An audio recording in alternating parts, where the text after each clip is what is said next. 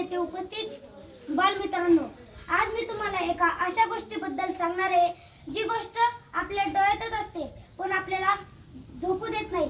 ती गोष्ट म्हणजे स्वप्न. प्रत्येकाचे काही ना काही स्वप्न असते. कोणाला डॉक्टर व्हायचे असते, कोणाला इंजिनियर, तर कोणाला अंतराळवीर. माझे एक छोटेसे पण सुंदर स्वप्न आहे. माझे स्वप्न आहे एक आदर्श शिक्षक बनण्याचे.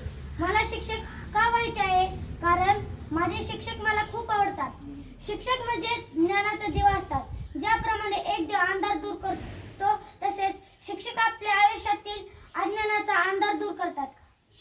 मला शिक्षक होऊन अशा मुलांना शिकवायचे आहे ज्यांना शिक्षणाची संधी मिळत नाही.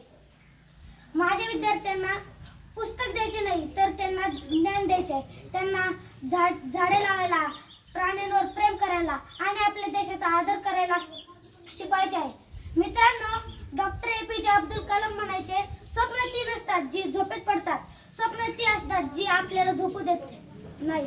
मी माझे स्वप्न पूर्ण करण्यासाठी आजपासूनच खूप अभ्यास करणार आहे आणि खूप पुस्तके वाचणार आहे. शेवटी मी इतकेच म्हणेन, स्वप्न पाहूया मोठी, जिद्द ठेवूया मनी. स्वप्न पाहूया मोठी, जिद्द ठेवूया मनी. मेहनतीच्या जोरावर